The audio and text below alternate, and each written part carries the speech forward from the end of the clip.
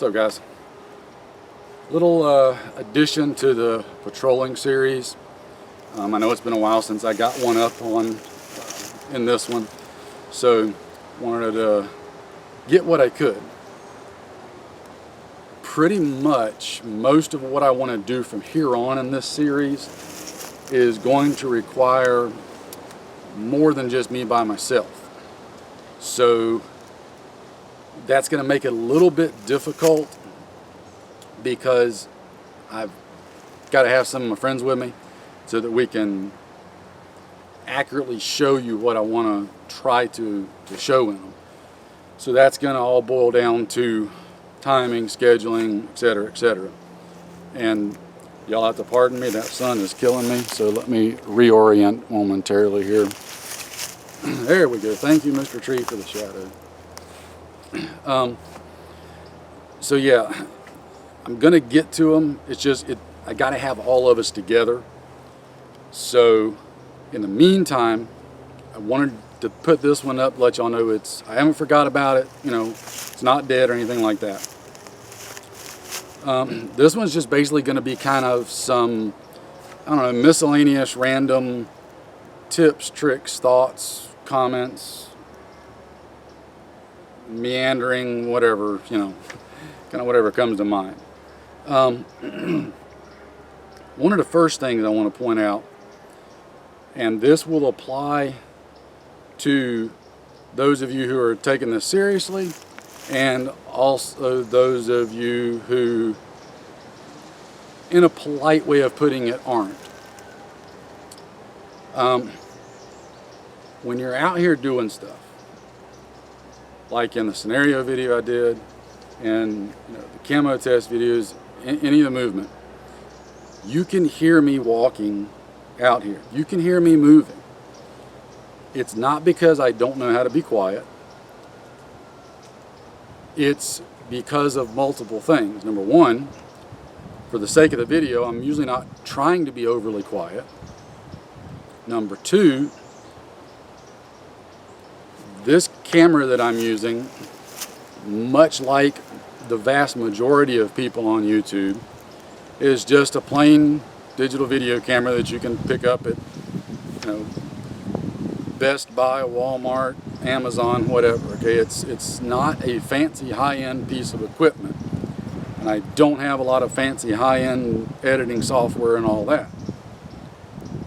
The microphones on these small cameras, you can't adjust anything on them. Okay, they are designed for just general purpose use, and probably with the average soccer mom in mind who's trying to capture, her son's 5-year-old birthday party.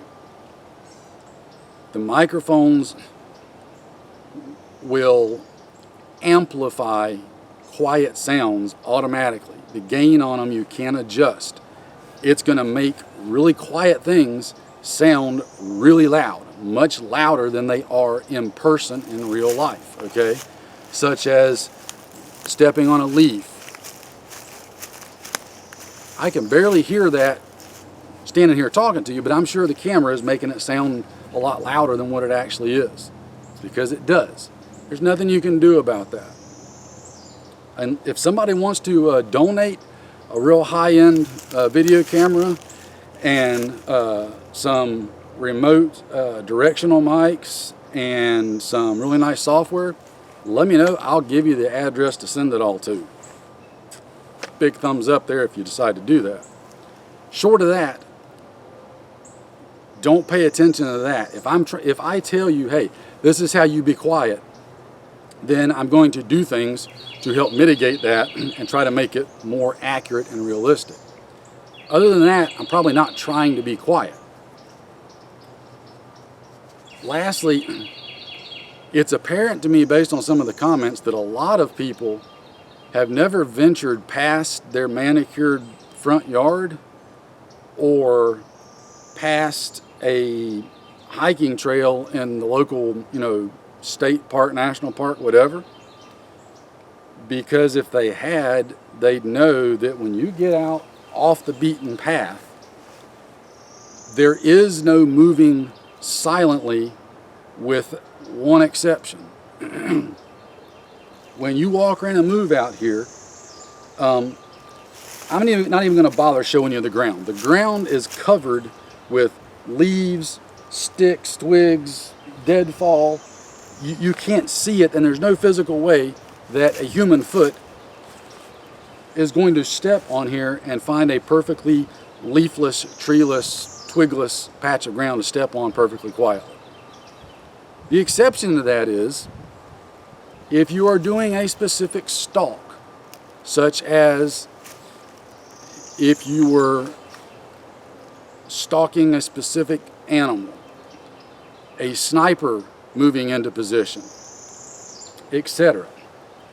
The difference there is you're covering inches per hour oftentimes. To move silently, that's how you do it, okay? You're covering inches, like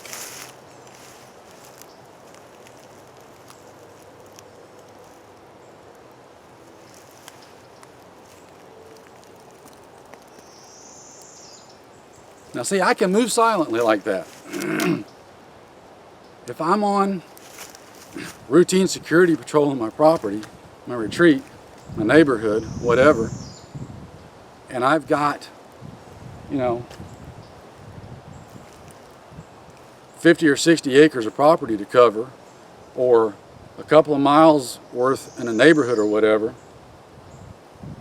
are you going to move at that pace? Heck no.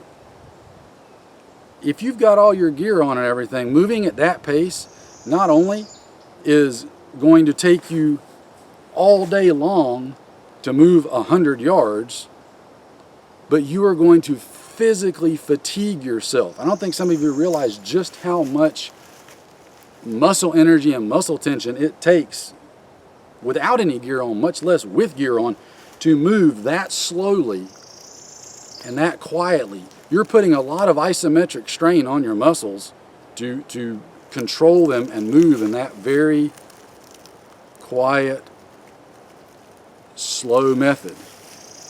Can you do a patrol like that? No. That's a sniper stalk, okay? When you're moving as a patrol, you're going to make some noise. You try to mitigate that. You try to keep it as low as possible. You're going to make some. But you know what? So is anybody else moving out there. The catch is that's why you take security halts fairly regularly to stop and listen. The idea is to hear the other guy moving or see the other guy moving before he hears or sees you. It's a chess match, okay? So I'm rambling on about that because I think some of you get too wrapped around the minutia of, oh, you sound like a freight train moving through the woods. Well, duh, yeah, go walk through the woods, guys. You'll sound the same way. And that's not the point. If the point of the video is this is how you move quietly in the woods, then yes, I would expect it to be quiet. If the point of the video is here's how you move in formation through the woods. No, I'm not trying to demonstrate to you how to be quiet at that point. I'm trying to demonstrate to you something else, okay? Pay attention to what the point and topic of a video is. Now, I know there's some people out there that could care less what the point and topic of a video is. They're just there to nitpick and criticize. They're going to find something to criticize about because they're not even interested in what the point of the topic is. They just want to criticize. I get it. Okay, douchebags abound. YouTube's full of them. No sweat off my back. I'm not getting paid to do this, okay? So, all of that annoying stuff out of the way. And I don't mean it to sound annoying. I'm being serious, okay? It's going to be noisy out here, okay? It makes noise. I've been deer hunting, and it would sound like a 1,000-pound bear coming through the woods towards me, and when it finally gets to me, it turns out to be an armadillo, okay? Little armadillos sound like a freaking freight train coming through the woods. Things can be noisy out here, okay? It's not like the movies. It's not like TV. It's not like your video games that I'm sure some of you critics spend most of your time doing. So, real world, okay? As down to earth and simple as I can get it. I'm gonna stop there on that one because I think I made the point. You either get it or you don't, and it ain't no sweat to me either way. And I'm gonna keep rotating this camera because that sun is moving while we're talking. When it gets in my face, I can't see the camera. Next little tip. Yes, let's touch on this one. Maybe you've thought about this, maybe you hadn't. If you hadn't, here you go. Here's my little recommendation. Take it with the grain of salt that it's worth, and go from there as you should. Whatever gear you're going to use, go find you some of these. This is just a simple GI issue earplug holder, okay? I think I got issued this one in basic training years ago. Still have it. I've got some Surefire earplugs in there. You could put whatever you wanted to in there. GI issue earplugs, the Surefires, whatever brand floats your boat, even the little yellow foamies. Put you some earplugs in there. Put it on your gear that's your go-to grab-and-go gear. Why? Oh, good question. I'm glad you asked. When you're out doing stuff, you're not going to be walking around wearing EarPro all the time, okay? This isn't the military. It's not a military operation. We're not doing what a special operations group does. We're not doing what guys in Afghanistan and Iraq did. We're not doing what a SWAT team does, because those guys can put on EarPro, go do a mission, come back, and they're done. They pop new batteries in the fancy electronic EarPro, they're good to go. They've got it on from start to finish. If you try to get out here all day and all night and wear even electronic hearing protection, it's going to be very hot for most of you for the large portion of the year, the exception being winter. And in a true catastrophic situation, how long are you going to be able to keep batteries going in those things? They're just not practical for what we're doing. You're going to be without hearing protection. It sucks, but it is what it is. You keep the earplugs on your gear, like we were taught back in the day, because at the onset of a fight, you're not going to have it in. But at some point during a fight, you might not, but you might have the opportunity to stop and pop in your earplugs real quick. Certain amount of damage is already going to be done, but you can help mitigate that by getting the earplugs in. And I know what some of you are already thinking. Oh, if you think you're going to stop in the middle of a gunfight and put earplugs in, you're full of it. Well, that's because gunfights aren't like TV. They're not like the movies, okay? Exceptions exist, but in general, they're not.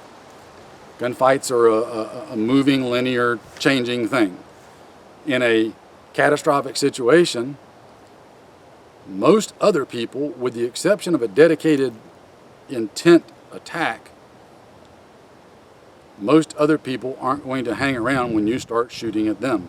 Just like you're not going to want to hang around when they start shooting at you. You very well may have time to stop at some point, pop your earplugs in. Not saying you will, but have them with you in case you do.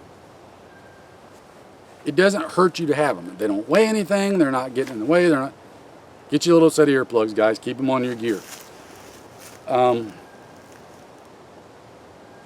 Even I keep them for that purpose, but also just for while I'm out here doing stuff. One of the recent videos I did, I told you guys I walked right up on big water moccasin out here. Well, fortunately, I was far enough away from him, and I spotted him far enough away that I didn't have to get right up on top of him, and we managed to go our separate ways. But if you walk up on something like that and you don't notice him until you are right on top of him. Some things like water moccasins are very aggressive.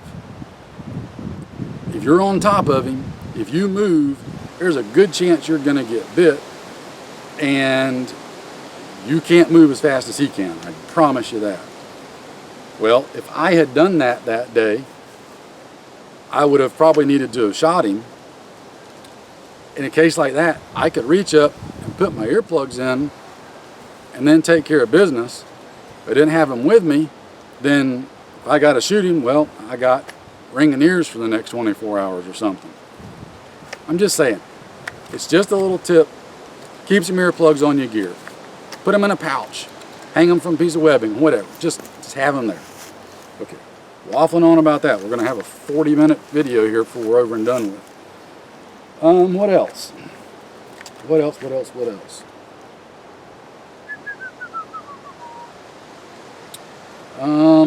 Oh, you'll notice on my gun, I don't have my light on there. I told y'all in one of the other videos on this little AR pistol, I like having my lights, and even on my rifles, I like having the light removable, because if I'm out here during the day, I don't want a light on my gun, okay? It's extra weight. It's one more thing to get snagged and hung up on. I'm not going to use it out here, okay? I might at night, but that's why I have it in a pouch with my gear, so that if I'm out at night, I can put it on. During the day, I can take it off. It takes half a second to accomplish. And I know everybody wants to have a dedicated light. I am a proponent of using a light on your gun for the right circumstances. If I've got a dedicated house gun, I'm going to put the light on there and leave it on there all the time, because I'll be using it indoors. Out here, not so much. I like having it where I can have it off when I don't want it on and have it on when I do. Second thing, I'm already on the third or fourth thing now. Don't mind me. I showed you guys the magnifier that I got. I ran one in the past, been without it, got another one. Well, I don't like having a magnifier dedicated on my gun. I've got a couple of different guns that I use depending on what I'm doing. So I like to have it where I can put it on any gun. If I've got a dedicated mount, then it's hard to swap on and off. So that's why I told you guys I like to have it in a pouch on my gear. To put it on, take it off, and my hand is hurting, which I'll get into in a minute, and I can put it on, and then boom, I've got my dedicated 3X magnifier on here. When I'm done, take it off, put it back in my pouch, close her up, and I'm good to go, okay? Think about that versus having a fixed dedicated magnifier. Now, one of the things that I am looking at, and a couple of people have talked about this on some blogs and stuff recently that I follow, thinking about going back to on one of my guns, a dedicated 3X or even 2.5X optic. For patrol use like this, I think that makes a lot of sense, because out here, and again, this will be area specific and situationally specific. You'll have to determine yourself whether or not this is applicable to your situation. But out here, as you can see, I really don't have good line of sight more than about 100 yards max. And this is with it open and all the foliage dead right now in wintertime. Come summertime, I'll be lucky to have 10 feet of vision. But I think a 3X, 2.5X fixed optic makes a lot of sense, because it allows you to get a little bit more precise at those short intermediate distance shots. I'm a big fan of primary arms. I've told you guys that already. Primary arms plug, yay, love it. Magnifier, primary arms. They've got some great optics out. They've got a couple of good 2.5x, 3x sights that are perfect for ARs. Give me just a second, guys. I'm going to readjust here. See if I can keep going. There we go. That's better. As far as the durability goes, I mean, I'm not going to take mine out here and beat them and abuse them because I'm not a tester per se. But if you want proof that they work, go over to AK-47 74 Operators Union. Robski puts primary arms optics through the bloody ringer, okay? He beats the crap out of them, and with his retard strength, and they just keep rocking, okay? They just keep rocking. You're not gonna win any tier 1 popularity contest on the internet showing off your non-tier 1 gun with a non-tier 1 optic on it. But you know what? Get out and practice with it. You'll be ready to take care of business with the best of them for a lot less money. Just saying. That's not always the case. I'm specifically talking about primary arms here. So yeah, have that magnifier so you can flip it on and off if you're running just a 1x red dot. What else did I want to cover out here today? It's a smorgasbord and a plethora of thoughts and topics that we could go over.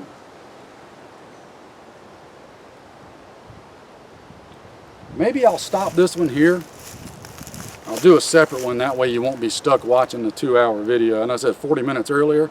I'm starting to think we're getting past that. We'll be pushing the 2-hour mark if I do the other stuff that just popped into my head. So, let's wrap this one up on that note. I hope you guys found some of those thoughts of use. If you didn't, no worries. I appreciate you watching anyway. Keep preparing as always. Keep training, stay safe. Wish everybody the best in our upcoming months and years as we move forward from here with things. Continue watching what's going on, not just in the country, guys, but in the world. As I like to say, I prepare for the worst and pray for the best every single night. So stay safe, take care, and I'll catch you in a little bit in the next one.